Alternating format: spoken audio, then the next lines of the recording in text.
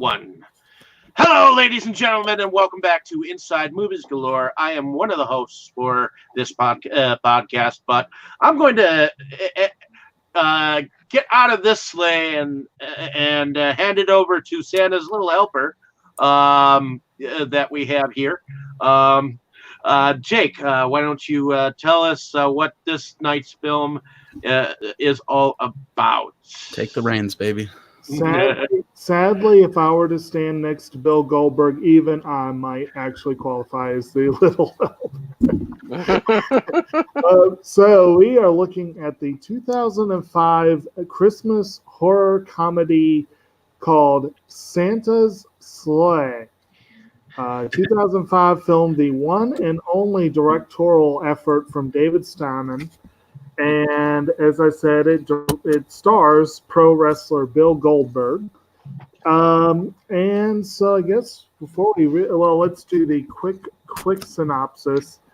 According to IMDb, Santa Claus is actually a demon who lost a bet with an angel. So he becomes the giver of toys and happiness. But when the bet is off, he returns to his evil ways. So let's just put it out there. This is a Krampus movie. It will be, yes. So let's just go around the room. We got Mo, Dave, and Septum with us this time around. And I guess if everyone just wants to say their first opinions, let's start with you, Dave. Well, this is my first time viewing this. I actually remembered the trailers, but I don't remember actually ever seeing the film.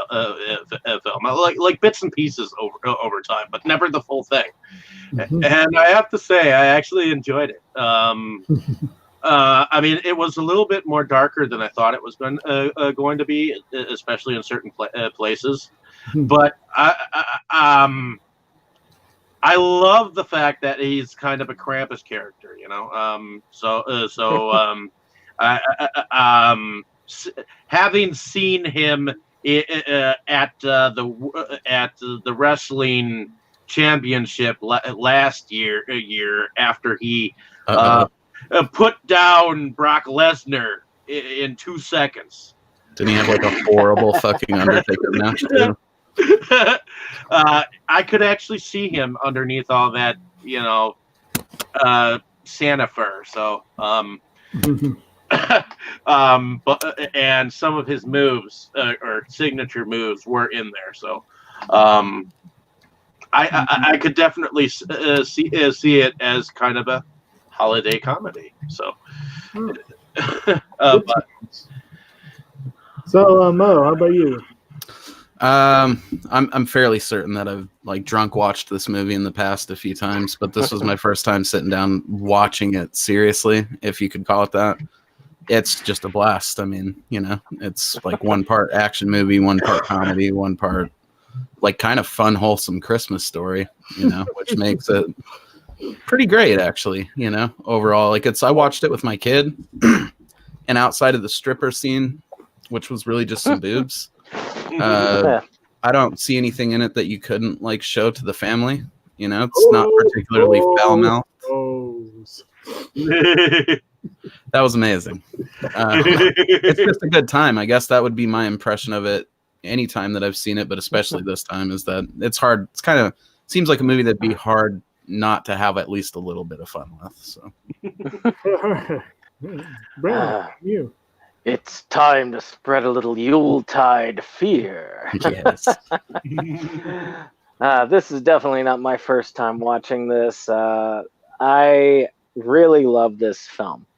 It was one that I swear the first time I heard about it was in Ernest Saves Christmas, but it really wasn't that Santa's sleigh that they were referring to. But I thought it was hilarious that they were doing a Santa's sleigh. Right.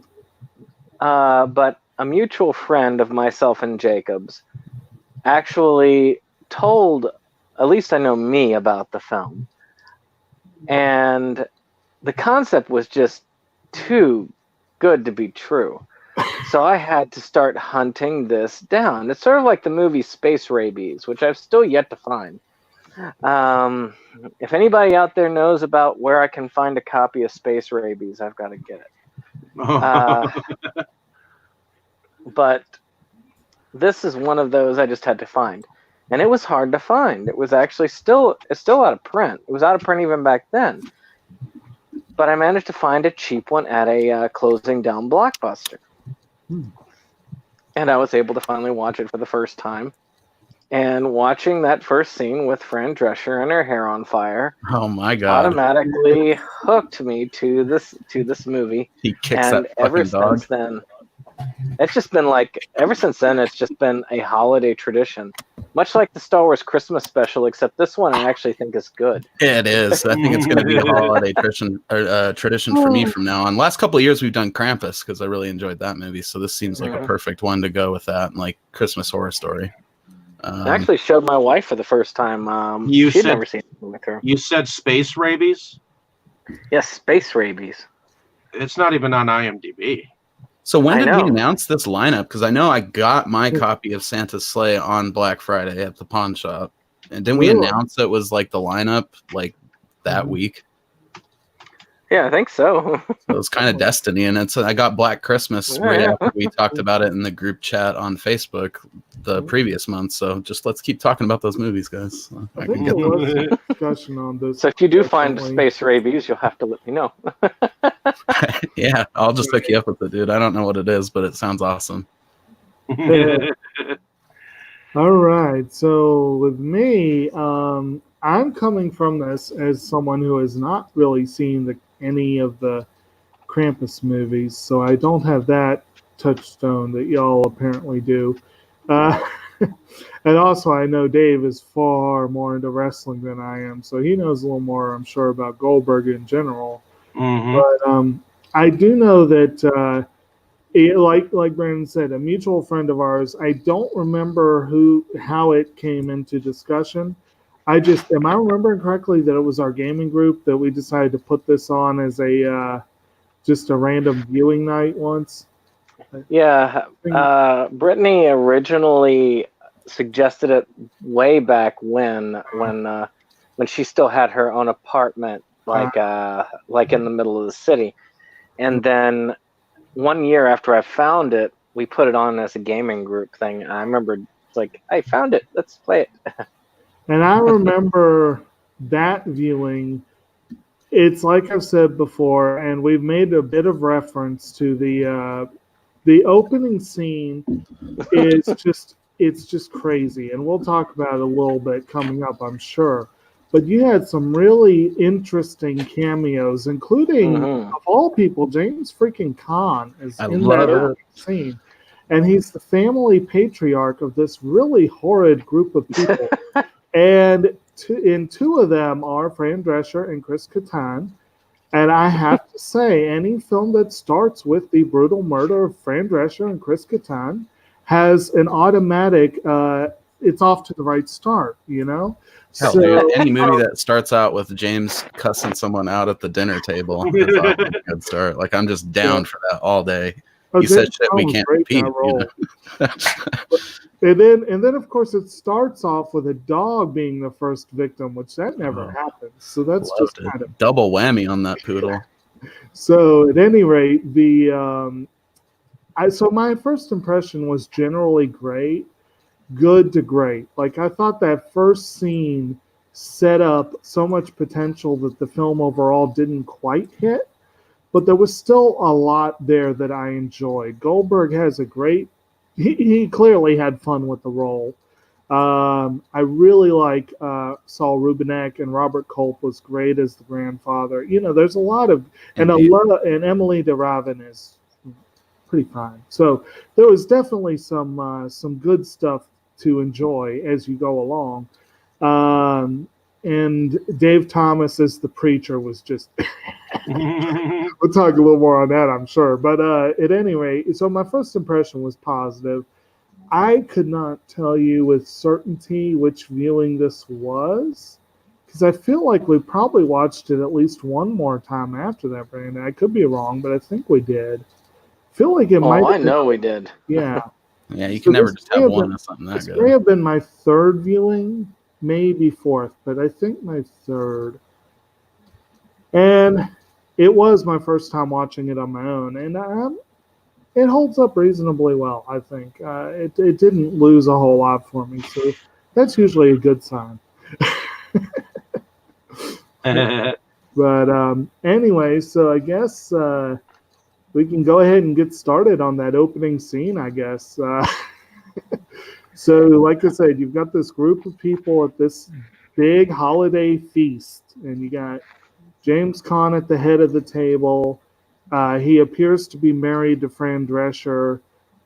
You've got Chris Catan flirting shamelessly with Drescher, and Rebecca Gayheart as his wife. Sorry. And then two utterly horrid younger ladies. I guess one of them was each. I couldn't even tell who they belonged to. Or One chick was that girl from Urban Legend, though. Right. So they're all, having this really interesting, toxic Thanksgiving dinner. Yes. Oh God, yeah. Oh man. And then of course, Santa comes busting through the chimney and kicks the dog up into the what am I trying to say? The ceiling fan. Ceiling fan. Yeah. Yes. And then proceeds to wreak havoc on the group.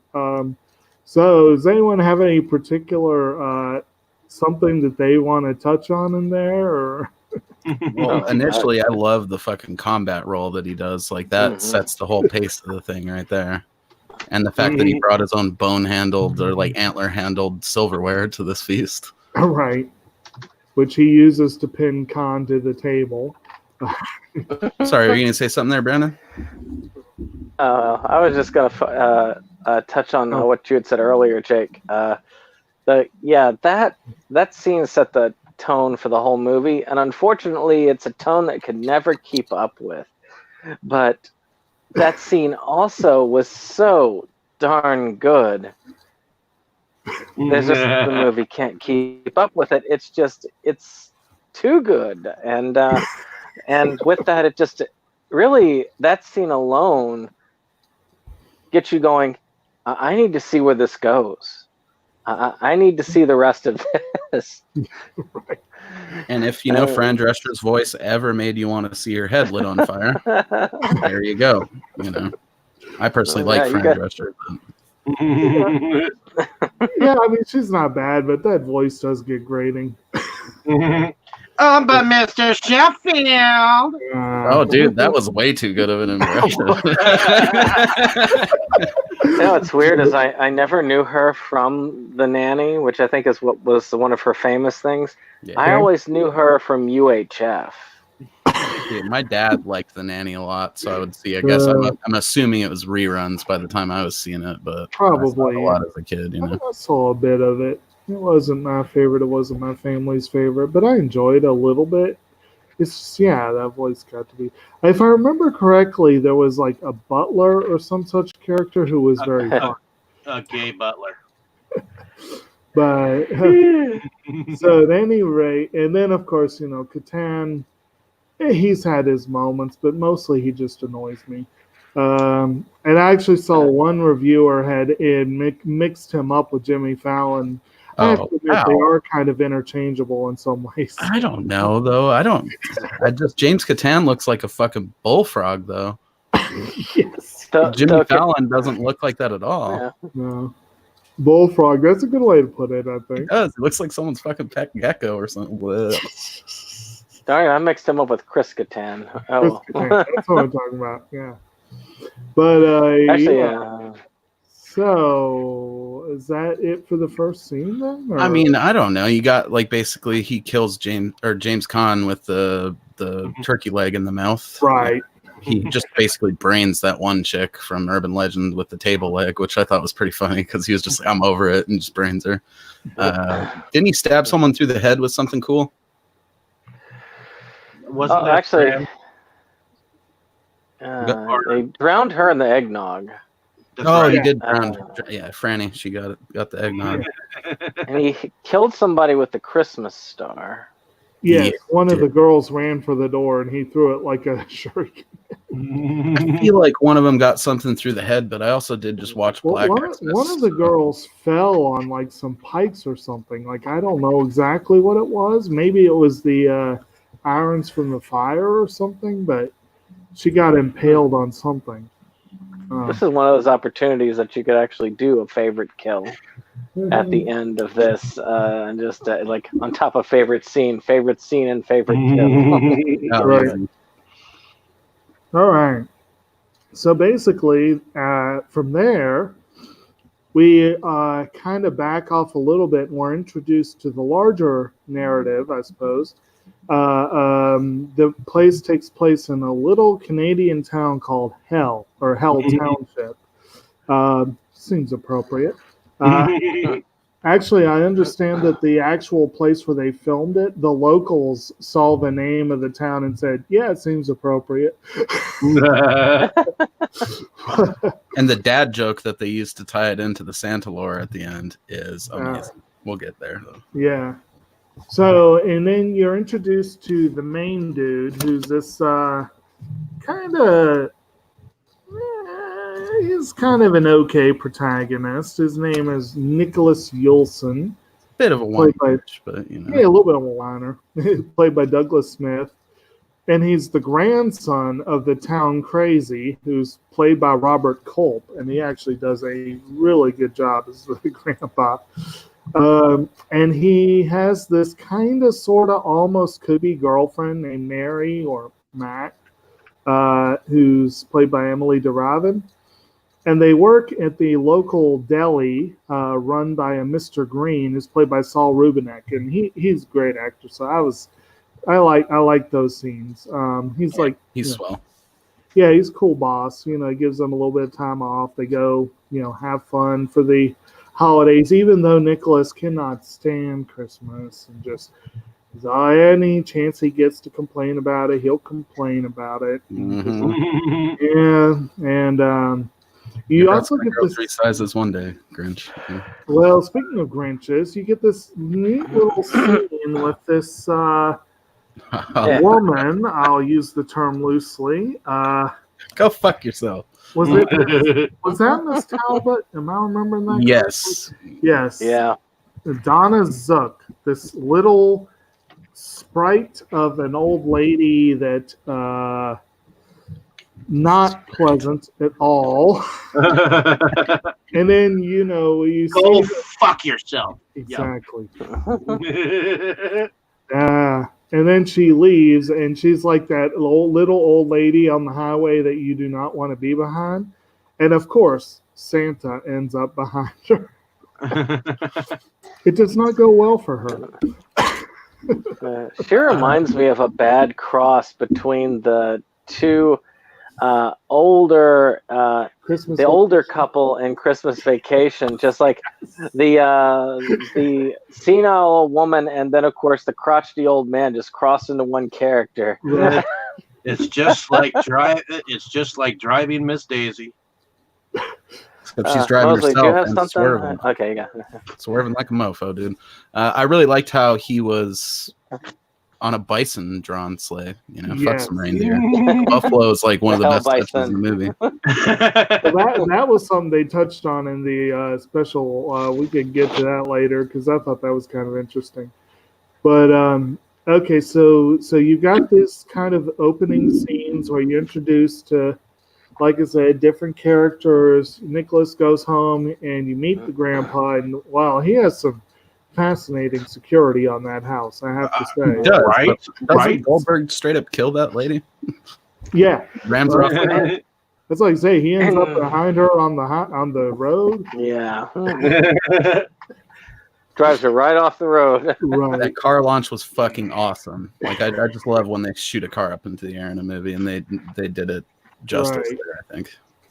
Okay, there's something that I thought is, and my wife pointed this out, and I thought, you're right. This dude is so paranoid, yet the keys to the front door hide a key. Yeah. Yeah. And So, well, to be so fair, this- he has 2 hide keys out He there. does have 2 hide keys. He does have 2 hide keys. Together. Yeah. I mean, he has the keypad too, but if you're really looking to break in and be Santa Claus and kill everybody, it's Yeah. not going to really matter. Of course, the door won't matter either if you're Santa Claus, so it really doesn't matter there either. Well, with the whole survivalist weird inventor thing, you'd think he would have had like some Honey I Shrunk the Kids weird Rube Goldberg machine the kid had to trigger to unlock the door or something. Well, he did, Oh, yeah. he did have the Nutcracker doll that was a loaded weapon. That was kind of fun. That was pretty badass. I think a lot of people crunch those facing towards them. But, Grandpa was a loaded weapon. He Was it loaded with really gas. meant for the kid, or was he planning some Unabomber shit? If the I don't know. And so he, of course, regales his grandson. Well, actually, rather, there's sort of a testy exchange of, what's the real story of, all this stuff. And that's where he's like, do you want what did he say, like the real frightening truth or something like that? He's like, I give you the real, truth. He gets out this big tome written in Icelandic and does a animated narration, animated in the style of the old Rankin Bass cartoons. It was good times.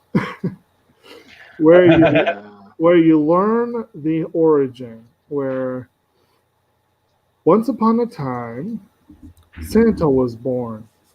But it wasn't the Santa that we all think of. It was the son of Satan. Wow. And this all is coming from the Book of Claus. Right. And so he every year on a certain day, what do they call it? The Mortsdag, Darmag, I think was. Darmag or something. Day of Slayings. Day of Slayings. And they said the Christians would counter it with Christ's Mass.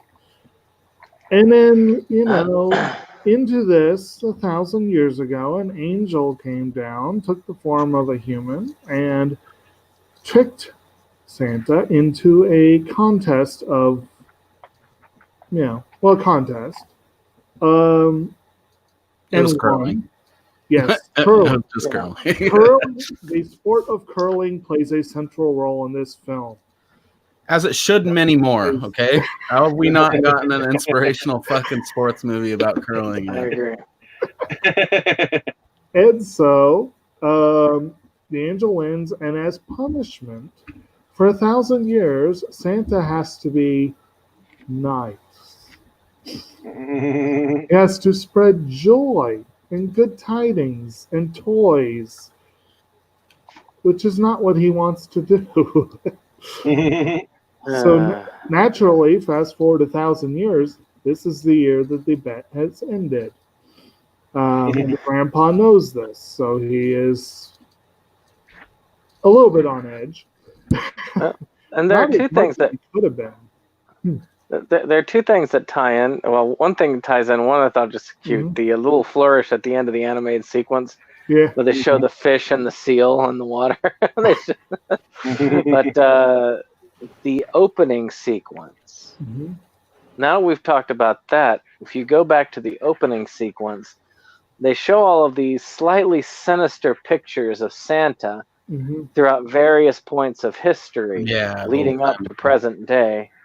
So that's actually kind of cool. My in kid and of actually itself. pointed that out to me. I just wasn't even paying attention to it. They And, even have oh, the- what is it, 1492 or whatever? And I was like, wait, They what? even have the date underneath, so that which was kind of cool.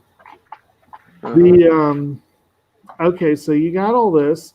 You also have a scene introducing us to Pastor Timmons, who is doing a fire and brimstone sermon, which I keep seeing those coins. Bring me those bills. Yes. I loved it. Dude. I loved it. if you want bills, give me. I have an addiction to like televangelist and megachurch shit though because of Joe Bob Briggs' God stuff. If you guys have never Right. seen it, you definitely need to. It's like him trolling videos of televangelists, but I love that preacher guy so much. And then, of course, the next time you see him pulling up at a certain establishment where he is clearly well known and reasonably well liked because he brings the green with him. Oh yeah. And what did they call that place? Like Goldberg. Diggers. I kind of like that. And then and realized he was one of only 2 people in the place because it was Christmas Eve, and apparently all the sinners were at home. Yes.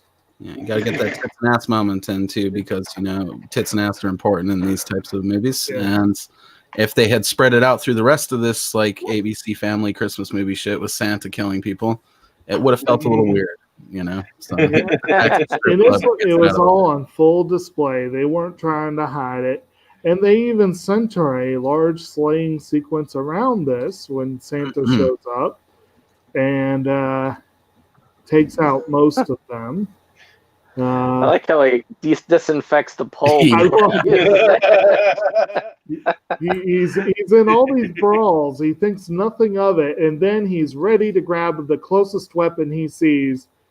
Stops, gets a spray bottle. Well, it's the pole itself, and you never know what slimy things have been sliding down it. Honestly, no offense to anybody in the profession, this could just be my local strip club, but the one time I went to one, I felt like you needed to do that to everything in the place. So. I think there are some, they are at different levels. There are some where that is definitely a good precaution. Yeah. But I just love the idea that this character wanted to do that. Bringing out a spray bottle to spray down the seats before you sit on them. Of course, this Santa's wandering about town also leads us to one of my least favorite scenes, which I have to admit, of all the victims in the film, I did not like Mr. Green getting it. I did not. He was fun. He was such a good guy. Yeah. I did like how one heck of a death. Yes, and I did like how he Death tried by to use, Hanukkah candelabra. right. Isn't there a name for that thing? I feel like there is. Menorah, yeah. No, I was going to say, I did like how he tried to use the Star of David against him like a cross, like a cross on a vampire. I thought that was kind of funny. What were those hard-ass deli cookies or whatever that he's throwing at him? What's that? What were those hard-ass deli cookies that he was throwing at him? One of them fucking went through his window. It was I think it was supposed to show how old and stale they were, And it wasn't even it wasn't even really like he had to do it either. He just he came in, beat the crap out of him. Mr. Green did give a little bit back, which was nice. Oh, he was down to throw. He was fucking ready for it. He was like, bring it, bitch. And then Santa just all he does, he just gets some potato salad, and it's all that for potato salad. It's not even with ice cream. Of course, you also have the follow-up scene the next day of Pastor Timmons in the church reciting the names of all of his favorite people that he has to name these very risque names in church. Test Tingler. That was hilarious. One thing I did also notice during the whole deli scene is, doesn't he growl at some Jews beforehand or whatever? The growl what? Amish people. Oh yeah, they're not Amish. That cop's just an idiot. That was an earlier scene with the cop. Or later. No, oh my bad. Nicholas comes, sees him, and is like an idiot, grabs the murder weapon. I mean, geez. But then the cops come in. Oh man, they're just. The one dude wasn't even disguising his ignorance and racism. Yeah, calling all those. I'm guessing they were Hasidic Jews. Yeah, Orthodox, really, calling them Amish. So it's my first whale at the wall right there. And I just thought it was crazy that they went there with it. He's really fucking all against these Jewish people. Because at first when he kills the fucking dude in the deli, you're like, oh, whatever. But then when he snarls at the pack of juice, it's damn, Santa's for real. Like, Well, and unfortunately, there of the coarseness and occasional towing or crossing the line of PC-ness in this film. If you recall that it is produced by Brett Ratner, that explains a lot.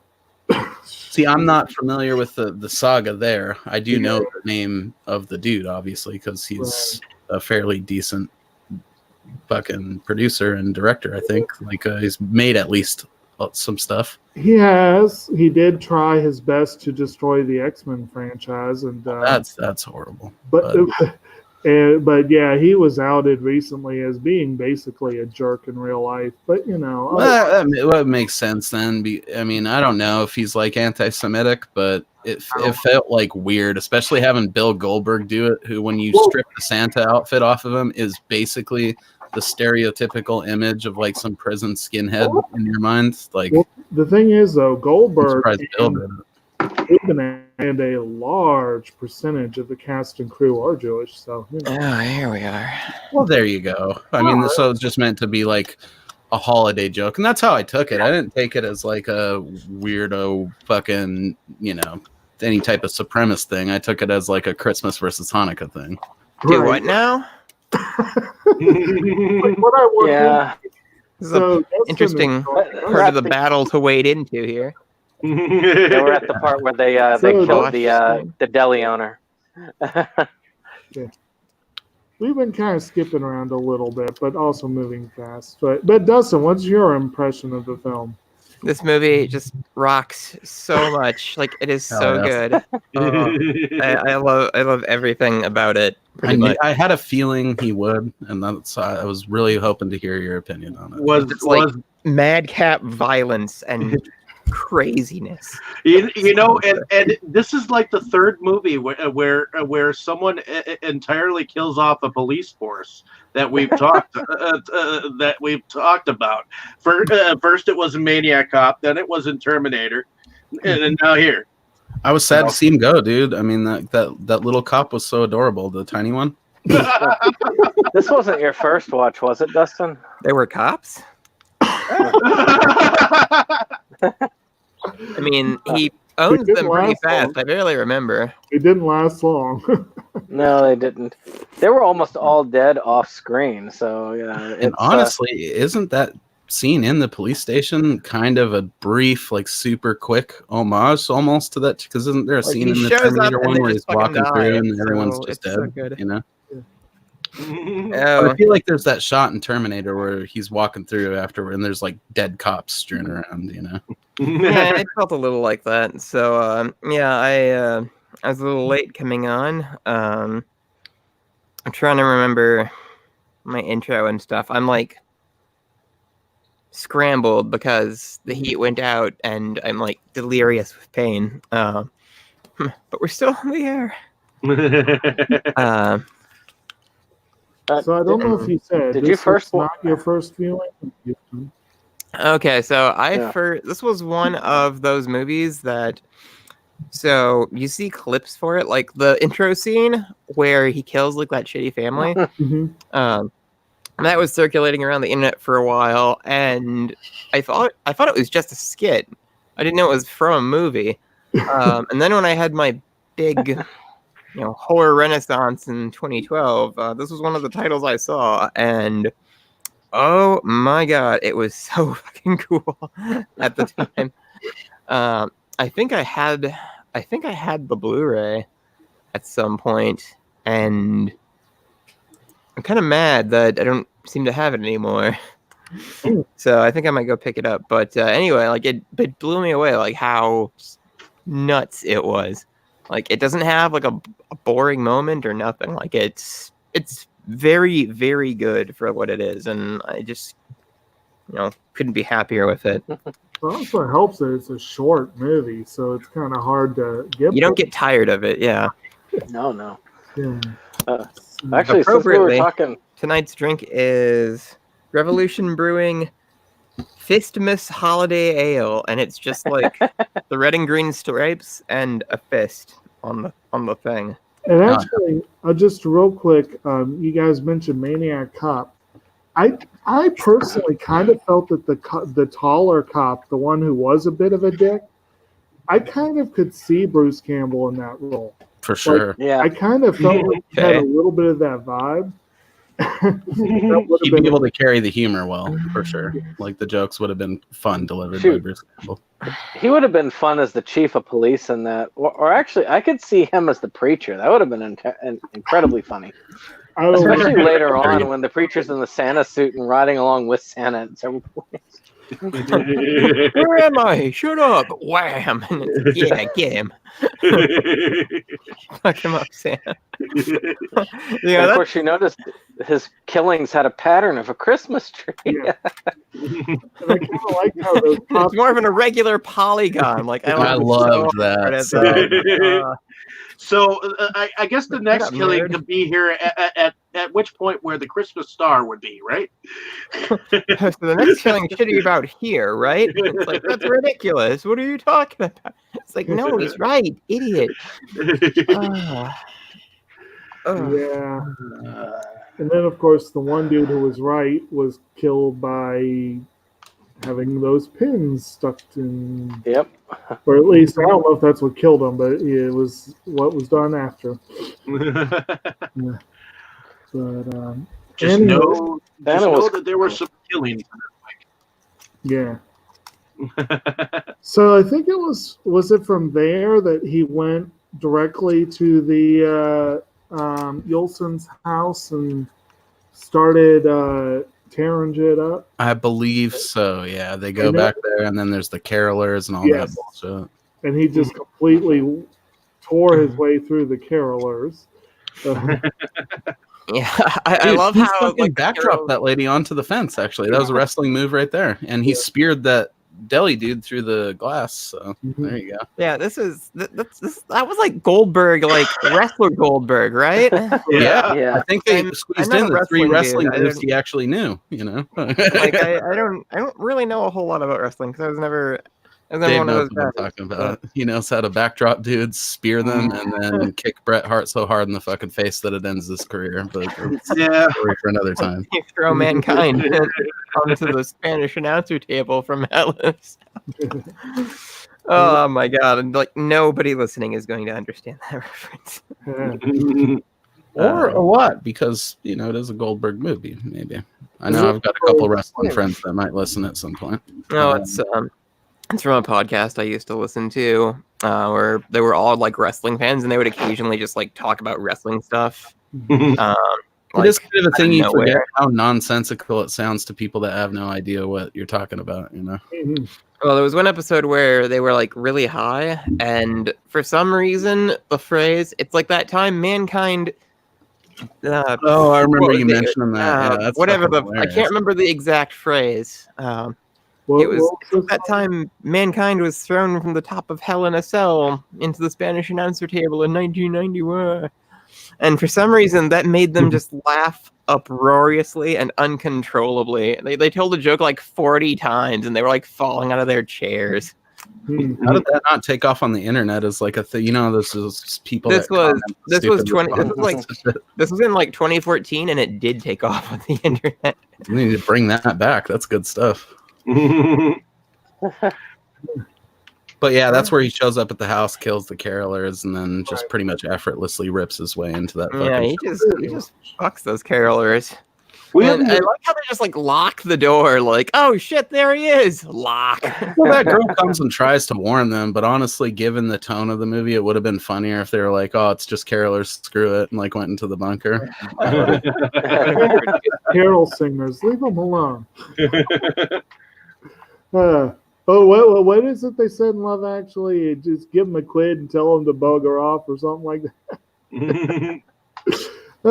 Anyway. As somebody who used to actually be a caroler in my teenage years. Oh, Brandon. I was involved. I was a church-going person in my teenage years. No, there ain't so was I. It was a fun experience, You got to go around, you got to sing, you got to have like a hot chocolate and stuff. It was cool. Now, if somebody warned me about a demonic Santa, I would have at least moved over to the next house thinking it was crazy. So, I mean, it was on them at that point, you know. Yeah. You need Jesus, okay? I'm out. Maybe we should move along. Maybe it would be good. To be fair, Christmas music is pretty haunting. You know that what is it, Carol of the Bells from Home Alone? Oh, Carol of the Bells is awesome. It scares the shit out of me. It's metal as fuck. Yeah. Ring Christmas bells, tell all the ring Jesus. Stop it. Third round, hide in the manger, dude. Ding fries are done. Ding fries are done. Ding fries are done. Oh, he like rampages the sleigh through that through the manger. That's so good. That was great. Or then Actually, there was. Thing's called. He just smashes the shit down. There was a time when we were gaming back in the early days. We were in the back room of a game store. We've been kind of chased there because the Magic players took over the front of the store. So there was a computer there, but one of the employees that one of our friends was also an employee was friends with had the ability to remotely control the computer. So he had the computer come alive with that ding fries are done bull crap in the middle of the game and just had us all jump. I don't know if Jacob, were you there when that happened? Remember that. Is this the same one where I missed that famous moment of the fat man?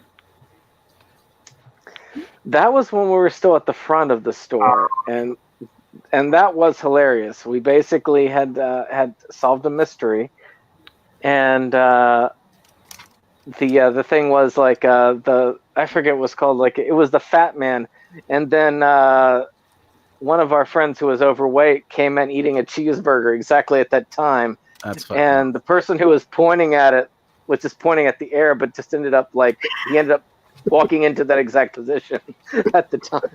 Man, all you guys' stories from these gaming days sound awesome. I don't know why right now, but I'm just like enjoying imagining the Magic kids versus the tabletop kids and like awesome sort of Michael Jackson style switchblade fights under the fucking bed.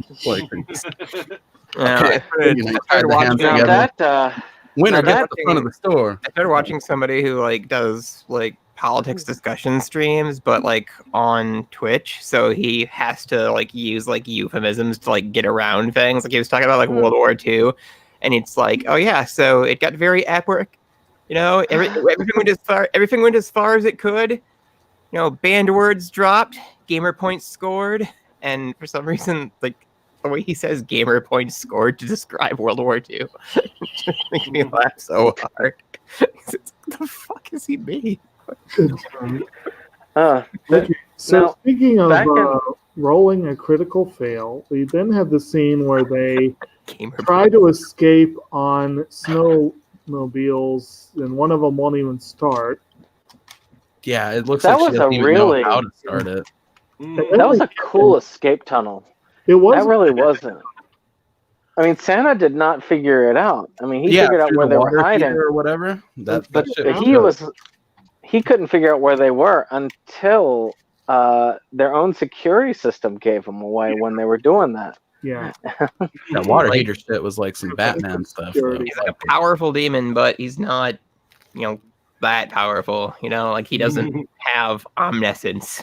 It would have been intelligent if Gramps had worked in a default sort of instant shutdown for the security or something.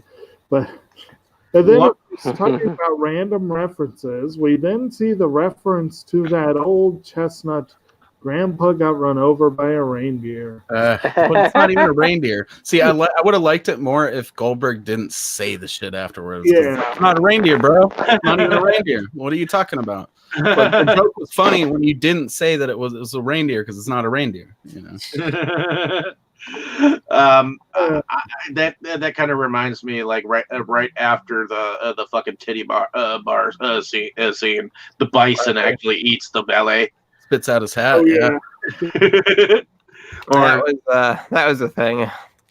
Did they really have he stops to like wipe to like clean the pole before he starts breaks it off and uses it over. Yeah. That was a little much, but it was just like perfect for the tone of this movie.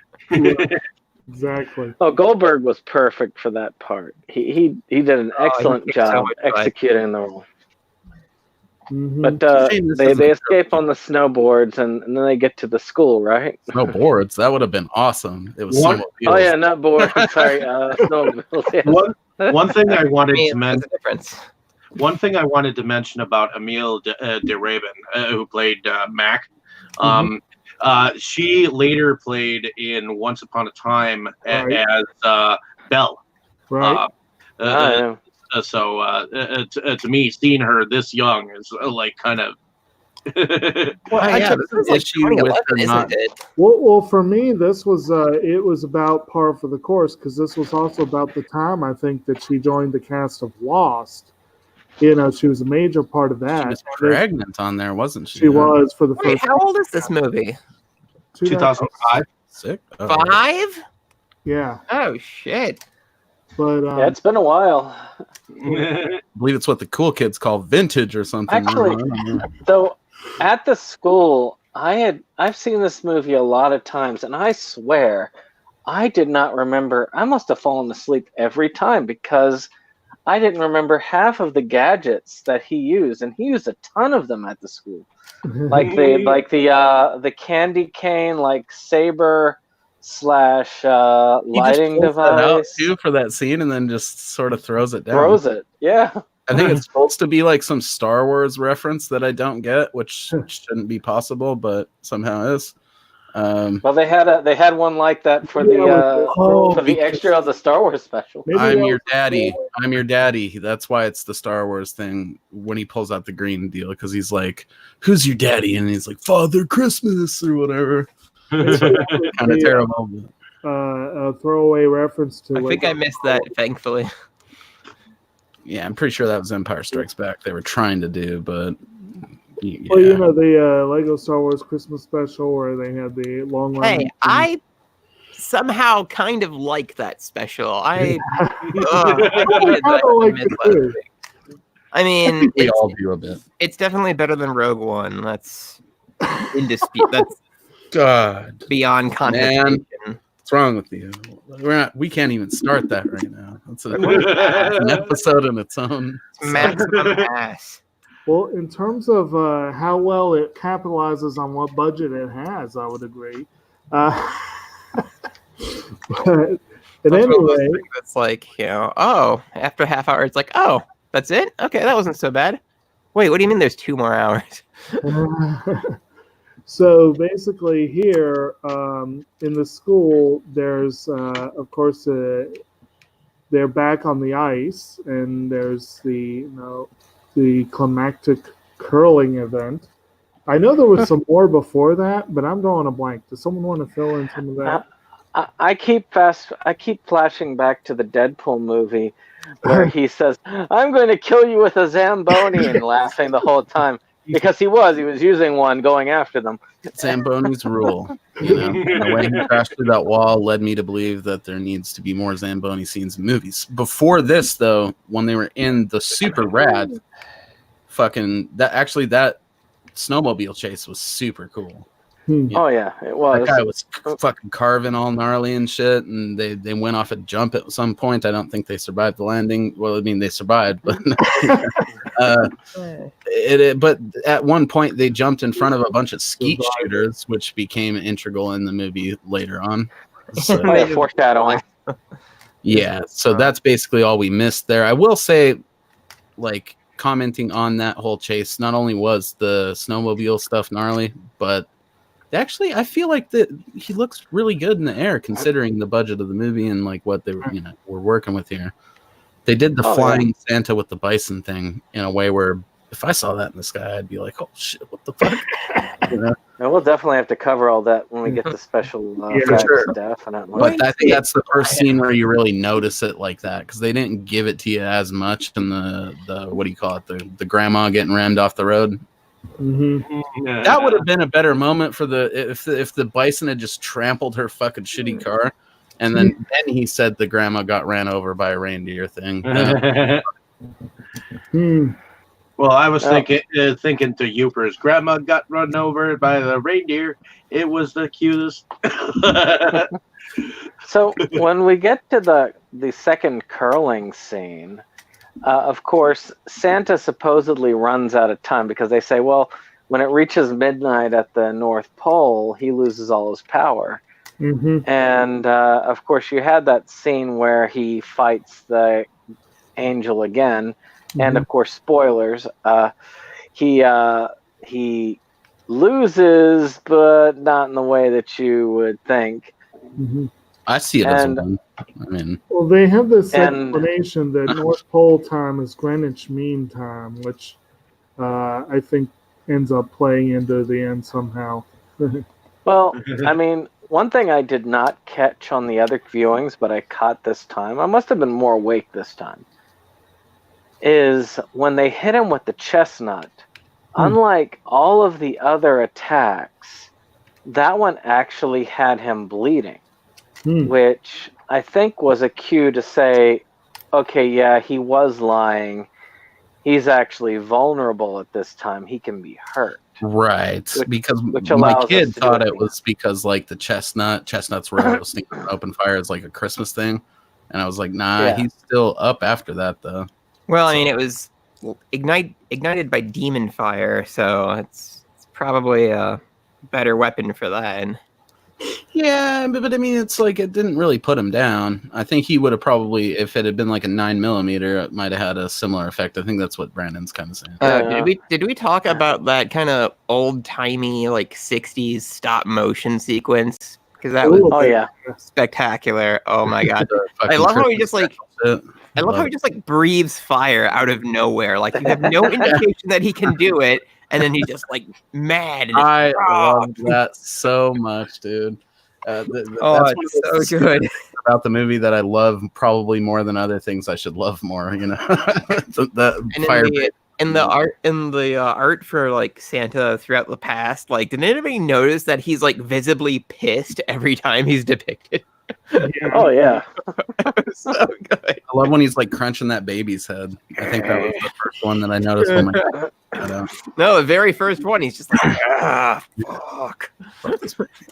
Actually, at one of my jobs, we have a dry erase board, and someone put a picture up that's like Santa Claus is watching you or something, and the picture is so creepy. It would have perfectly fit in with this. Now, one other thing I did notice, and again, I must have been half asleep every time I've watched this film, because I noticed a ton of things that I did not notice all the other times I've watched this. And I've watched this a number of times. Mm-hmm. One was when he got hit with that chestnut, it hurt him pretty damn bad. So bad, in fact, that you really don't see him actively attacking them for the rest of the film, because the ending confrontation is not with him, and which we'll get to actually, I guess, when we get to it, but that's not very far from now.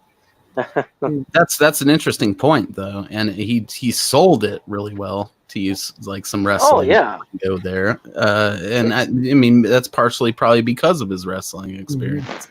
I mean all that stuff with the preacher wearing the Santa suit and being put, and then basically Santa not bothering to kill him, being the only one he hasn't killed, just knocks him out comically for a long time and just leaves him in the seat. Yeah, twice. Plays out in the adorable hammer. Yeah. And then plays out very well at the end. Not to mention that he was a survivor of the whole strip club thing. He just snuck out the door and Santa didn't pay any attention. I think didn't survive the end. If I had to say anything about it overall, like I mean, I like that he was just killing everyone, but maybe because I liked the deli owner so much, I wish that he was just killing like naughty people, because for the majority of the movie, that kind of is what it is. Right. And yeah, I mean that. Well, I guess we can skip ahead very slightly. This does have one of my favorite end credit sequences, where all the credits are a naughty and nice list. That was pretty cool. But I mean, once they leave the school, then they go they basically decide, and they decided this at the school, that they would take him back to the hunters in order to finish him off. They're And with him being, bro. Okay. well, I mean, they were also hunters too. Presumably. I don't know if that guy with the And, bazooka was hunting things recreational. I think it's They're just hunting shooting. those wild skeet. And they think that Santa himself is coming after him because you see the hell bison. Mhm. And of course, they take it out in the best way possible. The only way possible that that one could do, which is with like a rocket launcher. And but it is kind of cool how they do that. And then you see Santa impaled, and of course, it's the preacher dressed up as Santa, which they say, oh, he was behind the killings the entire time. Sure, why not? Like, yeah, he could do all that stuff. He looked like he was strong enough. Yeah, he's clearly 2 feet shorter than he was the last time we saw him. But I don't know. Well, but clearly, this is why I said I had thought that he's like Santa. a Jekyll and Hyde character, you know, or Oh, there you go. He hulks you up. wouldn't like him when he's angry, sort of character, you know. See, and this is why I thought Santa. Originally, I thought Santa was blown up with them, but now I look at it, I was like, he wasn't even in the sleigh at that time. He had left. He fled after he got injured with that chestnut. Yeah, just bounced. Got on a plane in like biker gear for some reason. Yeah. Ah, Mr. Satan? It's Catan. Okay. Yeah, after this, I was talking because I talked a lot about black metal with my girlfriend, and I kept calling them satanists today. I just had enough. Anyway, I don't know. I mean, I think that the abrupt ending is definitely something when I was reading about it that people criticize a bit, and I would say that honestly, outside of a couple of moments where they take shit sort of beyond the being funny, like I would say the skeet shooting scene the second time when he's like telling him about a flying buck or something, like that shit didn't even need to be in there. They could have just had the fucking thing come over the horizon and be like, "Oh my god, you guys, what the fuck is that?" You know, and like they're probably gonna. That probably would have worked. Yeah. Yeah, like he doesn't need to. Like that was a bit cringy. I mean, there's like the whole scene where he gets upset at that girl because she thinks his grandpa's a bit eccentric or whatever. Like that was really gross. There's a couple of those little moments in there where they take the scene just a bit too far. To where it's like 100% work. I guess I didn't necessarily notice too much though. That's minor shit though compared to the overall point of this movie. You just run into that scene and yell, "Oh!" Or like the scene with like the bitchy old lady. Oh yeah. And then like they're leaving the thing. It's like Merry Hanukkah, and he's just like Happy Christmas. He says it like that. I enjoyed that. I love the old lady though, where she's like, "Don't you do that fucking political bullshit with me." This is the Batter Santa before the Batter Santa. Yeah. Yeah. And Bad Santa would have been. Was that on our list? That would have been a hell of a pick. Yeah. It's. I think this movie's weak points by far are outweighed by great stuff, you know. So. Oh yeah, I mean, it does. There to be taken as like saying it's bad. I mean, you had said it before that it's kind of like the movie walks the line between this R-rated film and kind of Hallmark Christmas. Yeah, it's got that wholesome sort of Christmas, like ABC Family vibe to it at a couple of different points or something. Something that would have been on the WB, except it had Goldberg. Just any of those channels, you know, like I'm sure you guys remember those fucking like wholesome holiday movies where it'd be like a girl had a horse or something. I don't know. Of course, my mom would watch them a bunch. If this was a Hallmark film, that foul-mouthed little old lady would have been played by Betty White. What the hell does that sound? Probably not a bad thing. That's coming from Brandon. Sound like someone's going into a sleeping bag right there. Following your microphone. Okay. So, have we pretty much gotten through the plot at this point? Yeah. Anything further we want to say on characters? Or we pretty well covered most Grandpa of was pretty cool. them. I like the fact that Mac had a truck. Yeah. I don't know. Good. And when he was going to go home after his boss, Mr. Green, gave him their presents, he was like, "I'm good," and he gets out on the scooter, the motorized scooter, and it's fucking snow everywhere. Yeah. And he's like, "Still, I'm good. Are you sure?" Oh man, that opening scene. Oh, so good. Actually, good. Wham. for those of you who have seen it, and I know this was up for, but we didn't actually get enough votes for this one to be up. But Santa with Muscles, I swear that there are parallels. You see, Santa with Muscles is where you would take this movie if you had made it an entirely like Hallmark Christmas film instead of of the basic. So it's like unsettling buff Santa. And also, well, I mean, it's Hulk Hogan as Santa Claus, so yeah. Sure, why the fuck not? based on what I've seen from this movie and Santa with Muscles, and I think I've maybe seen one other movie that starred Hulk Hogan, dude was not an actor. He was, I mean, he was an actor in the sense that a wrestler has to have some acting ability, but put him in front of a camera, Hulk Hogan was just kind of dull. But that's what makes don't it know. so delicious, dude. If you watch Thunder in Paradise or like Suburban Commando now, when I was a kid, I was hyped on it because I loved Hulk Hogan, but now I love it because it's absolute shit. And I love No Holds Barred. Kind of funny. I watched Prehysteria, like the old full moon, like kids mini. Yeah, with the tiny dinosaurs. Yeah. The kid who was the lead in that was the kid from Last Action Hero. And on the commentary they were talking about, it's like, yeah, I'd somehow never heard who Arnold was before, so we had to like rent a bunch of movies, and that's amazing. That's like something that could only happen back then. I feel like. Yeah, he's like, this was like what 1992, and he was like 13 or something. Right, so he was like 6 when most of the Arnie shit was coming out, depending on who his parents were. Or like 2. I would say Goldberg in this one showed at least as much, if not more, promise as an actor than Arnold showed in Terminator. I think they were. Goldberg was fucking good. I guess I'm still kind of partial to Mr. Nanny. It's a good one, but I will comment on the acting ability, or because wasn't Goldberg in a fucking Universal Soldiers movie or some shit?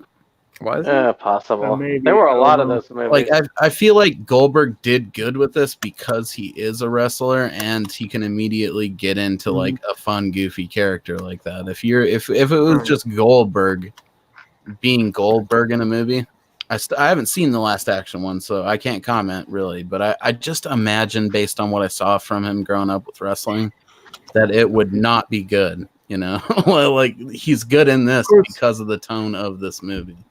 Like if you, of course, now I even more and the beard, which was even more so. I want to see the show The Goldbergs because he apparently has a recurring role in there. I'd like to see a live-action movie for the video game Splatterhouse. You guys familiar? It'd be cool to see that. Oh, hell Goldberg yeah! Under like a badass fucking like bonded style Jason mask, just killing motherfuckers. Oh yeah. That's what I want to see. One of the first cons I went to, somebody had like a really like elaborate like fiberglass terror mask. It was like 2 pieces that would like clamp onto their face. It was amazing. I wish I had pictures of it. So Goldberg had all the cool. Sorry. Well, go ahead. Go ahead. I was gonna say Goldberg had all the cool one-liners. That was the whole that was the character. It was a one-liner. So I mean, just like I started us off. Yeah. So in a way, he looks like Arnold in that one Batman movie. The bad puns. The fucking the Freeze performance is one of the best things that's ever been put on film. Okay. So we're all better people for having seen it. You know? One thing with the Goldberg performance is he did a lot of his own stunts. And Of course. according to the people Goldberg, yeah. making of, he really got into it. Like he really wanted to do that. Honestly, I'll go as far as to say this, okay? Because this is something I've been itching to bring up till we got to the finale point here, and that's the fight choreography during the strip scene. Yeah. Like that. Oh, If he was doing that shit in the ring Mhm. back then, I would have been way more into Goldberg. But all he did was come in and spear motherfuckers. That was it. That was like his gimmick. I'm sure David remembers that. Yeah. He had some ridiculously inflated winning streak. Like if he was doing fighting on that level back then, because it's a pretty well choreographed little fight scene, you know. Or like another part, like the scene where he attacks Mr. Green in the deli and he dives right through the case. That was him doing that. Yeah, I fully believed he did that without. I mean, That it's was the cool that you spear, right? confirmed it. Yes, That sir. was the move. Probably one of the best Well, he's ever delivered, diving through a fucking deli case. Well, you're only as good as the people who write for you Mhm. at the end of the day. No one was doing it for Goldberg back when, like, me and Dave were watching it, probably. So Probably. he was just a meathead, you know. But he definitely has moves under him. I mean, he's got that physicality, and you definitely see that. He looked kind of like evil Penn Jillette to me. He did. Just put I glasses could not on him. see Penn Jillette doing those stunts though. I'm still just gonna It's go out. pretty damn funny. I'm still gonna go out and say this. It's still a Krampus movie. So. Hey, Penn Jillette's in really good shape nowadays. True. He lost like Maybe- 300 pounds or something. Did Krampus go after people who weren't naughty in the Krampus movie? I don't think so, really. Yes. Kind You of. know, though, Depends on the Krampus movies. I'm just talking like the good one, you know.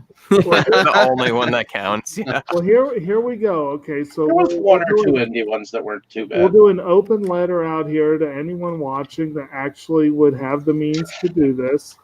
The movie does set up a sequel, and Lord knows everything's a sequel now.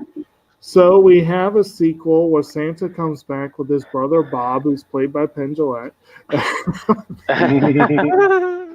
I'm sure Goldberg Great. for us. I mean, he's having some terrible matches these last couple of years, so maybe it's time to give Goldberg, the like, rest and the rest. Still combating, or I don't. Dude, there's no. They bring people like Goldberg back every so often just to get dudes hyped that are like on the nostalgia trip, but it's bad like every time. Good time. They had Goldberg beat up the Undertaker, and he's like old as fuck. There's no reason. It's like watching someone beat up Ric Flair. At this point, you know? They had him come out and like beat Brock Lesnar in like 2 fucking seconds, like last year. What is it, last year? They literally have Goldberg Year beating ago. on old men that should probably be in those assisted fucking scooters at Walmart. And after he did that, his son was like right behind him, patting him on the back, like, okay, that was one for the son, you know. So Shit, dude, if that was his real son, that paycheck probably bought him a fucking bunch of shit. PS4, whatever the fuck he wants, you know. I mean, I get taking the money, but you know, whatever. He's much better off doing stuff like Santa's Sleigh. This shit's better for his legacy. Oh yeah. So and also as far as the various production things, this seems like a good time to get into that. The whole thing about the bison was largely a budgetary thing. They originally were thinking reindeer, but they were thinking to do Oh my God. reindeer would be very expensive, very tricky. Amazing.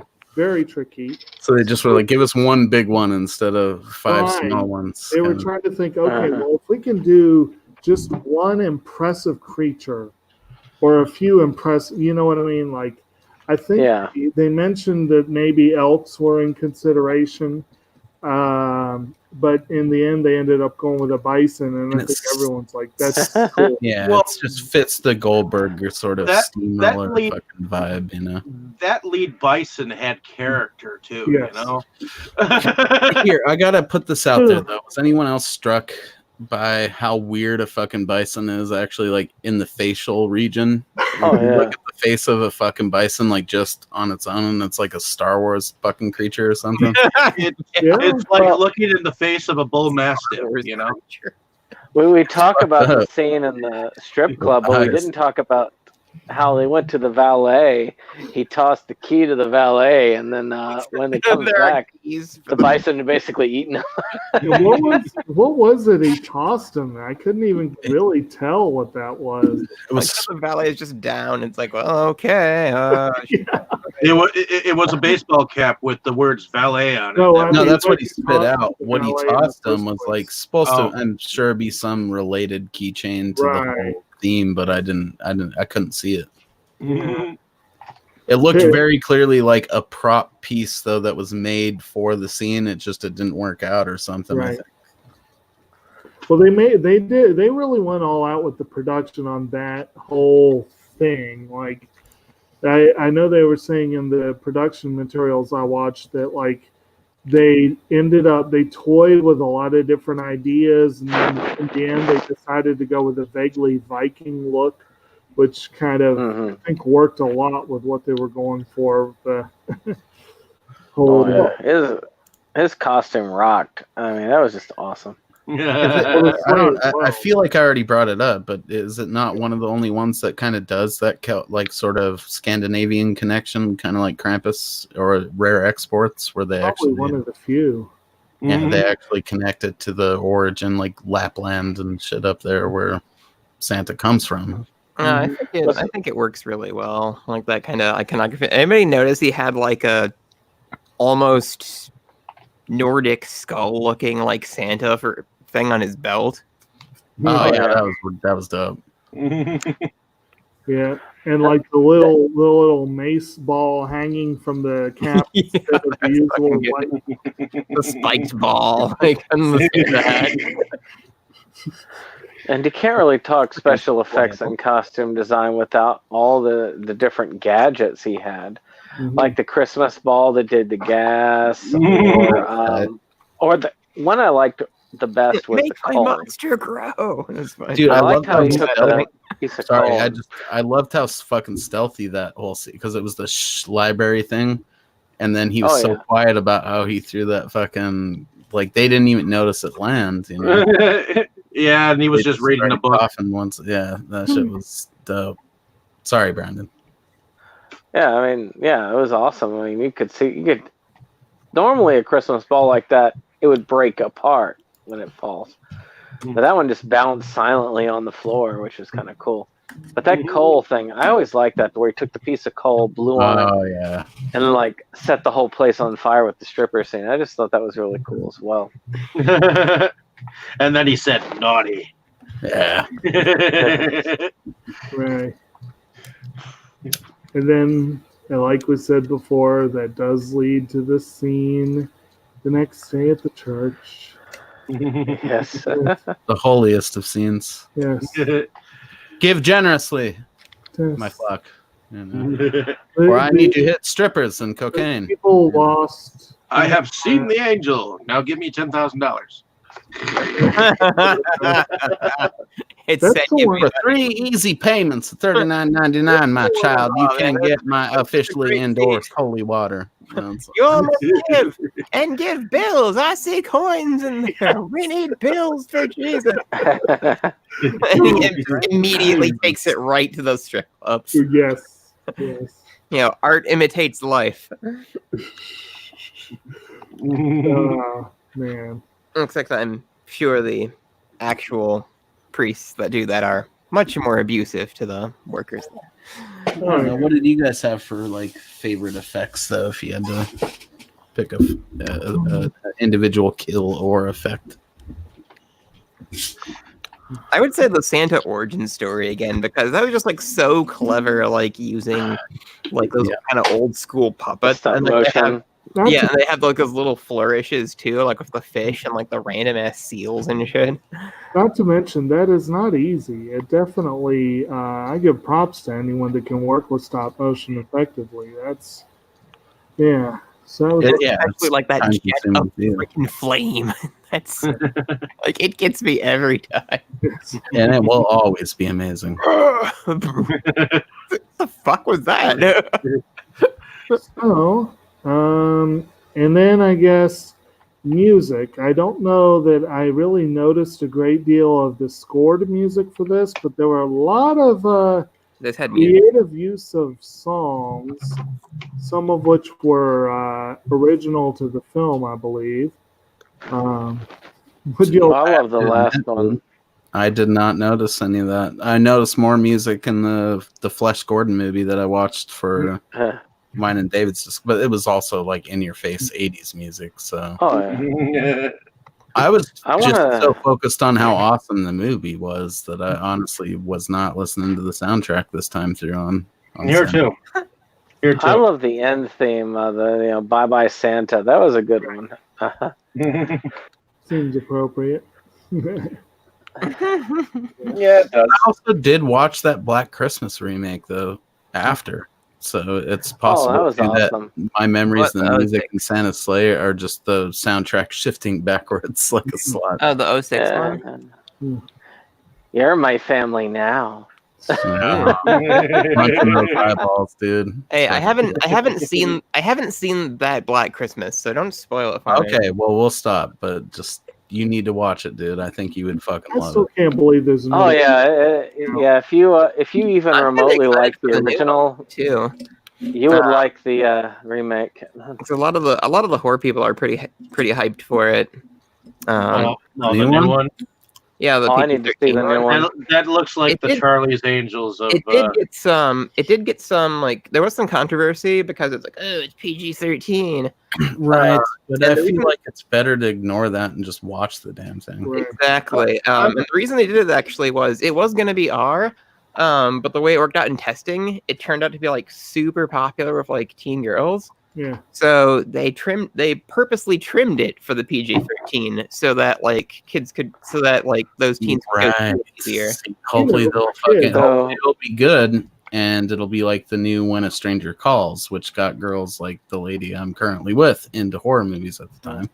When a Stranger Calls. Oh. That's the one of the entire first horror movies idea. I ever went to see by myself because it was PG-13. You know. Yeah, So- and like the Fangoria people and like horror reviewers and stuff that I follow on Twitter, like pretty much all of them that have seen it like loved it.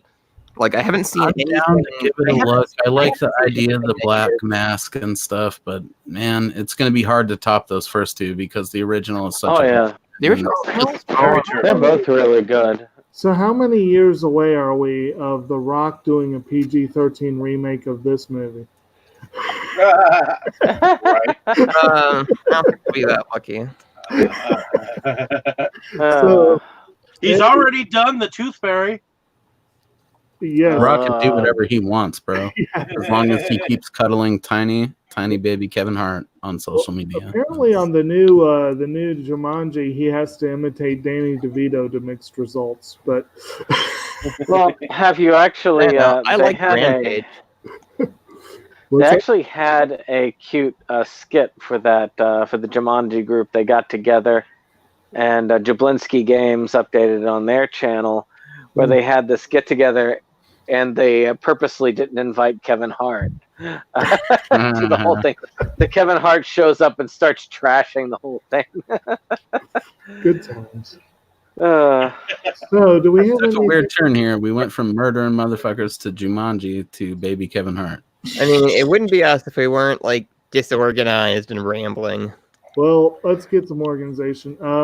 Do we have anything else on the production and that sort of thing? You guys When remember? I'm asked to describe this movie, I just hear the guitar solo from The Pick of Destiny Yeah. during just the Beelzebub like guitar solo. Yeah. Actually, one of the things I wanted to ask about special effects was, I mean, to me, one of the cool things about this film is that the special effects held up very well.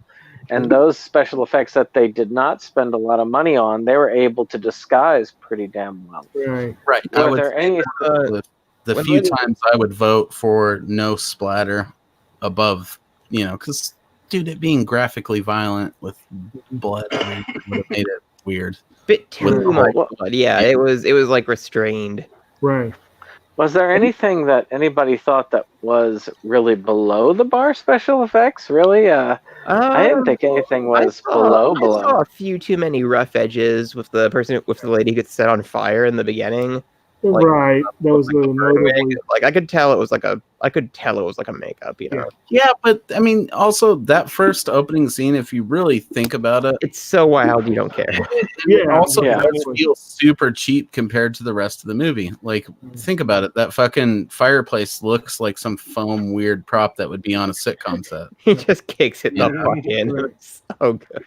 Like the rest of the movie, they're crushing that dude through actual walls. So I don't see why they would skimp on that unless it was supposed to be kind of. And it's your classic sort of family sitcom Thanksgiving, except everyone's fucked up. And in the end, if you actually watched one of the bloopers when he does that somersault on that table, he actually fucking breaks something at the end of the table. So you have to wonder how many times did he actually do that till he got it right. I like the one where, like, in the actual scene, he just combat trashes that door with just like a boot, and then in like the outtakes, he tries to do it, and he's just like, boom, ah. And it is also again worth noting that this film was written and directed by David Steiman, who had worked as a production assistant for Brett Ratner, and they had a good working relationship together. But this was his first time directing a film. He probably would never have gotten it made if he didn't know Ratner well, because Ratner was willing to go, yeah, let's make this. I'll let you make this. I will give you some money, you know.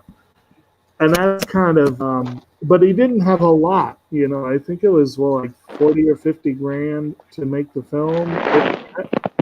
And he hasn't really done anything since. He hasn't really at all, which I do find that kind of curious. Like, did he use all of his creative juice on this one film, or was he just suffering?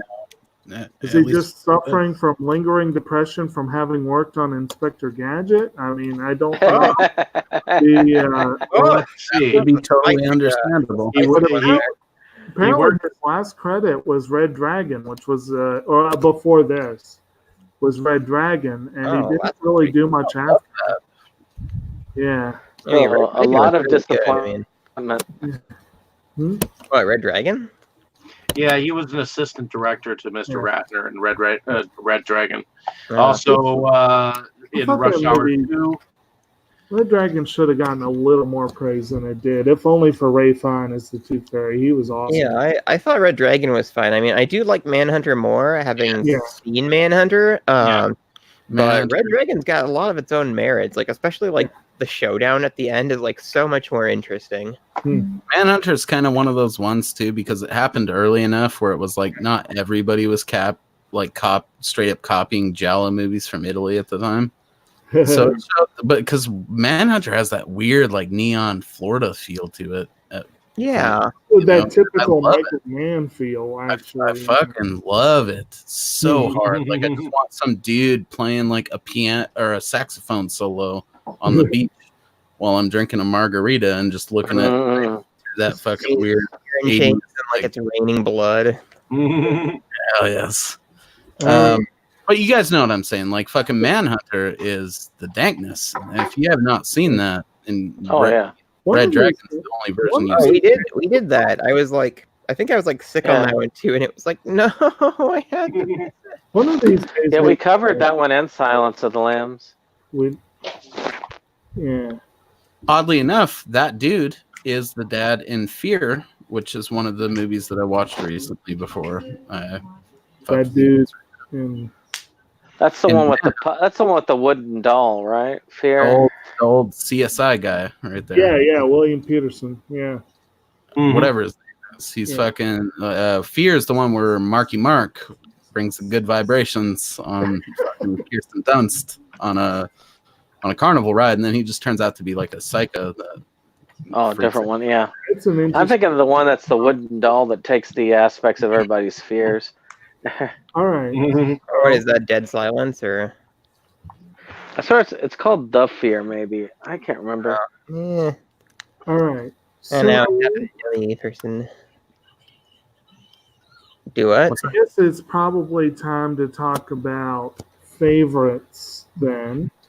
Do we want to do scenes and kills as separate, or just go ahead and hit whichever? Or Hey, we should do a favorite scene and a favorite kill each, and that would just be Okay. simple. well, Actually, why don't you start? I'll start us off. Oddly enough, one scene that I like the most, which has no kills, by the way, is the scene where, I mean, he was talking about the Transformer, and she gives him the gift. He's like, "Oh well, thanks, a gun," and it turns out to be a Transformer. I just love that scene. I love it because It's like character development. kind of fucked up too, though. If you think, because didn't kids in the '80s get shot on accident because of Yeah, Yeah, fucking guns? Like, that's It was fucked like up. that was one hell of an accurate. That was one hell of a very realistic gun looking. It's not a gun. It's a transform. It's more than meets the eye. Like that's not gonna work. but as far as kills, it's just pretty much that entire first scene. There's no topping it for me. Yeah, this had a somewhat dated number of jokes in it. Like some of the gay jokes were a little like they weren't bad, but they were kind of like what? And 2005, like that explains it all. all right. Well, those are your favorites. Oh, me? Well, I think my favorite just scene overall is that stop motion sequence, like we've talked about. As for kills, if I really had like pick, it would just be the opening sequence, because the first time I saw that, like in like a 3-minute clip on YouTube, it was just like my jaw dropped and I had no idea what was going on. Right. And it's really difficult to forget. So if Right. you've seen the movie, you'll remember that. I think for me, it would definitely like favorite kill. Mhm. It's probably not a popular one either, but when he first shows up at the strip club and he like flips that guy with the wreath around his neck over his back, and then he heck chokes yeah. him and, like, his eyes go all red and bloodshot. It sounds fucked up, but like I guess like I don't know. You go. I've came up watching a lot of these and just straight up fucked up splatter exploitation flicks. So seeing like a graphic death isn't that big of a deal, you know. But when I see something like subtle like that, I like that, because that fucking apparently actually happens to people and they spit their fucking tongue out and all type of fucked up shit. And so that shit lately is like way scary to me. Like I think the thing that turned me onto it recently was I started watching the Final Destination movies again, and that kid like slips and chokes himself on his fucking laundry cord in that first movie. I refuse to watch those because I have enough anxieties. They don't help either. I'm telling you right here. Well, I'm not doing good with some stuff after that. Oh god, yeah. But I mean, I've seen the fun. memes I mean, where that's it's like I like being scared. I guess I seen the memes I where can't it's drive like- behind a log truck again. Yeah, like I've seen pictures that people have taken like on the highway where there's like a log truck and there's like actual Final Destination shit could the lanes happen. Right? next to it are totally full and nobody is behind the log truck. I don't know. To relate back to the whole fucking like in Final Destination, it happens slow, but in fucking this one, it's like it happens super fast when he chokes him with that wreath. So that'd be my favorite kill. Favorite scene is probably just the whole. Okay, like if I had to pick a favorite scene of the movie that made me laugh the hardest, it's definitely the whole saga of those two cops right there for a minute. I thought those guys were fucking hilarious. I just wanted to pick that little one up and like give him a piggyback ride, like when Luke's flipping around with Yoda on Dagobah and Empire Strikes Back. That was my fantasy for me in that tiny cop, but it is just such a funny interlude in the movie, It's just a moment where the movie isn't kicking ass. It's not doing anything. It's just being funny for the sake of being funny, and it succeeds at it, So if I had to pick a favorite moment, that's mine there. Okay. All right, Dave. Well, my favorite kill would probably be where Goldberg threw the dog up into the fan. That was my favorite kill. That was just great. That a dog was looked like it was a fucking annoying dog anyway. So, the Chia Pet that it was. What was that dog called again? Shih Tzu, maybe. No, it was the name. It was similar to Shih Tzu. I'm sorry. I just keep thinking That I actually did not catch. he kicked the dog. Gamer point scored. That off are terrible. Anything you can kick over a fence is not considered a dog. I wouldn't go that far. I know people smell But in any case, I think it's Scribbles. That's what it was. Scribbles. That was it. It's Scribbles. Because they gave it like the most. How's that even Christmas? Again, but how Scribbles Christmas? That's not. I guess Scribbles. Get that dog out of here. I guess my favorite scene would probably be the titty bar scene.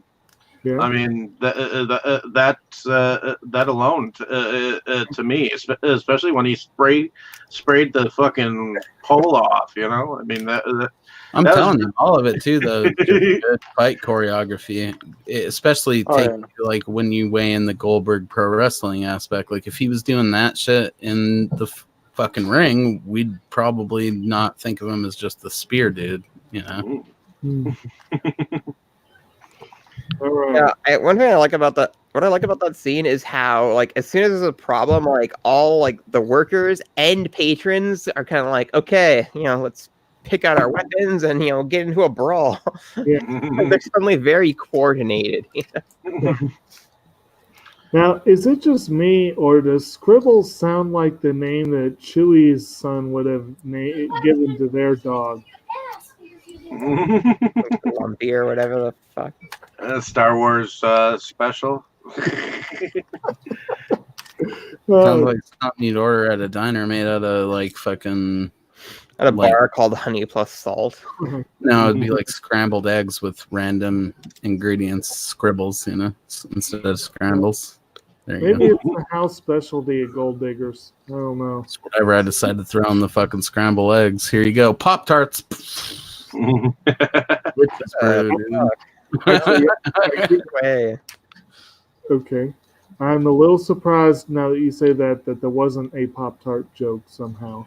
But for me, definitely, I keep coming back to that first scene. That really was what sold me on it. Really, as far as the favorite scene, that's it. There are some other good ones. Some of the moments in the strip club and in the church. A couple of those were great scenes.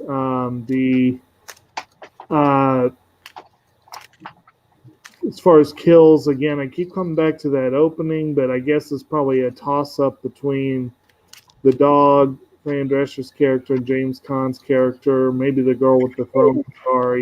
Those were all fun. There were a lot of great little moments in this. Some of the one-liners stuck. Some of them were pretty weak. Yeah. But there were some good ones. But anyway, anyone else have any final thoughts? Or? I think this movie does a good job of like, because honestly, dude, if you stripped it down of Killer Santa and like all the stuff that came along with that and made it like a quarter of the movie that it was with just those two kids and the grandpa being an angel or something and curling, you could have even kept that in there. And then just make it about like kids that own horses in Wisconsin or something, and the other half of it. It could have been like an ABC family movie almost for a good portion of it. We've touched on it a few times tonight. Like, or contrary-wise, I could see this particular Santa meeting up with Robot Santa and the two of them terrorizing the world in Futurama. Yeah, or if it had him like with Santa fighting ghosts or something, it could have been a Disney Channel movie. I mean, it's Why the fuck not? You know. Do it. Oh, that reminds me, my favorite line. I'm Santa Claus, not fucking Dracula. Oh, I love When that. they were When like, they're pointing the light at him. "Time out." It's a fucking thing I am. Yeah. I think it definitely does though carry that wholesome Christmas vibe to it. You know, like honestly, I went away from it like in Christmas mood, not like when I watch like Black Christmas or something where I'm like, yeah, fuck Christmas. When I went away from this, I was like, that's pretty. You know, it's kind of warmed my heart a little bit. At the same time as being like hilarious and shitty. So I think it deserves a little bit of credit at least for also being like kind of a heartwarming Christmas. I mean, it's got that fucking whole Christmas special part in it, for God's sake. Like grandpa. All right. Story. Good times. So, I guess then, do we want to go ahead and do outros real quick? Sure. Mo, you want to kick us off? Sure, I suppose. I do videos for Rebel Gaming Club on occasion. I also do videos with these dudes sometimes. And I upload to my channel infrequently, but I'm trying to make it more frequent. So stop on by if you want some shot on video horror reviews or just general horror reviews in a nutshell. I'm trying to cover a lot of stuff that I watched in like right around this era, actually. Shit like Cabin Fever, Rest Stop, you know, Jeepers Creepers, The Hills Have Eyes remake, things like that. So, yeah, tune in for that. Drunken Master Studios. These guys all rule. So definitely sub their channels as well. All right. That's all I got, bro. Do what now? Oh, I am Dustin, also known as the Crypt of Horrors. I'm a horror collector here in Milwaukee, and my channel is for showing off just like the stuff I find around town, which really good used market around here. Holy shit. I've also been working on doing more like title reviews since I sit down and watch all this stuff anyway. I have an Instagram for my collection that I pretty much never update, but you know, follow me anyway. So I'll feel bad if I see people like following and then I want to like post stuff. So I'm also very worn out and kind of sick right now. So that's why I sound like total crap. But yeah, I can also be found on Twitter at the Crypt of Horrors, and I've sort of started messing with Twitch. So I'm, you know, you can guess what I'm called there too. Okay. Yeah. Brandon, you want to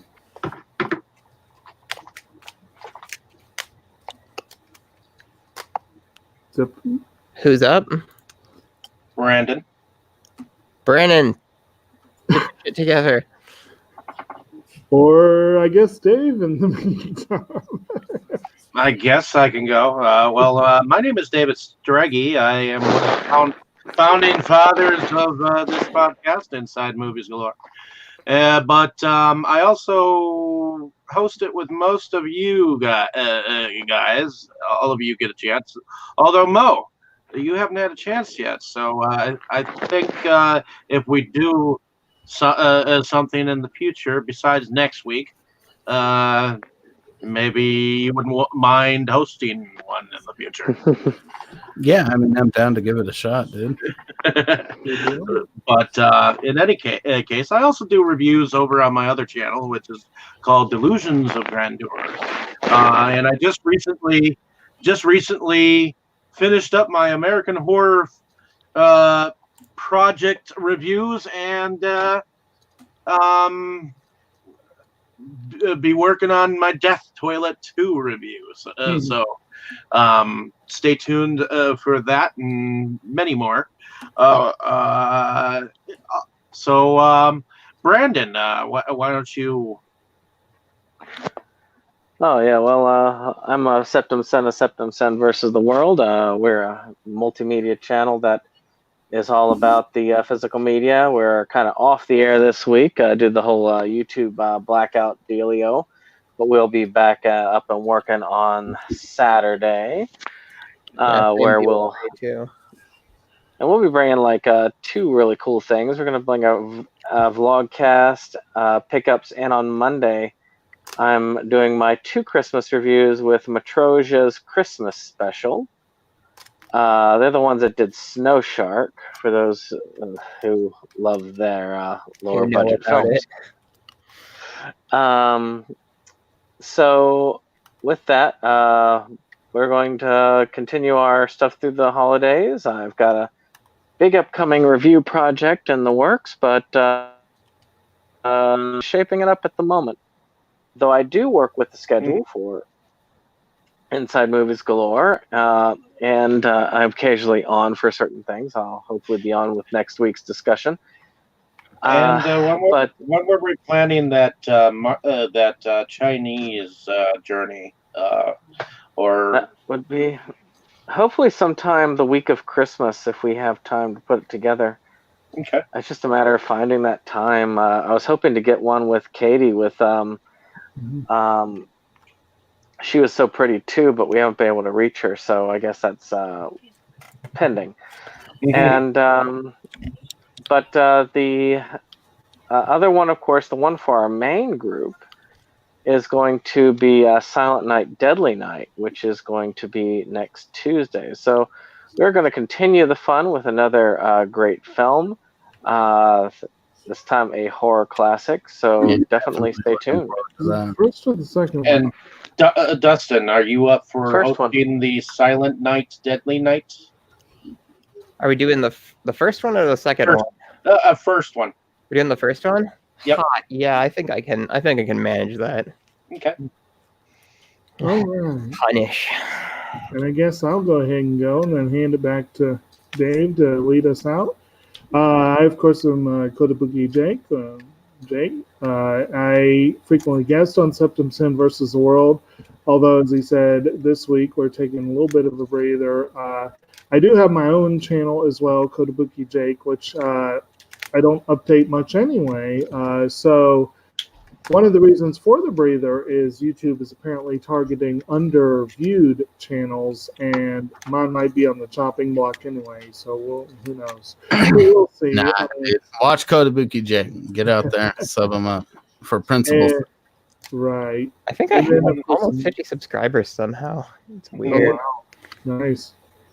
And of course, I myself am that's a nature themed channel, but I also do a lot of viewing and collecting and just a general enjoyment of all forms of media, movies, music, graphic novels, regular novels, what have you. Just started the new Stephen King book. It's pretty interesting so far, so yeah, that's all I got now. Dave, lead us on out. Well, and I appreciate your knowledge from time to time, Jake, here on this show. So, but in any case, yeah, just stay tuned for some more exciting podcasting. And like we said, next week we have Silent Night, Deadly Night. I'll definitely have some more reviews, possibly within either the week or next week. Now that I've fully gotten my American Horror project stuff out of the way, those were some huge ones. So definitely check some of that exciting stuff out. So thank you for listening. Have a great day, evening, and morning. Like, share, and subscribe. Stay away from those killer Santas. And especially those Octopussy liquor.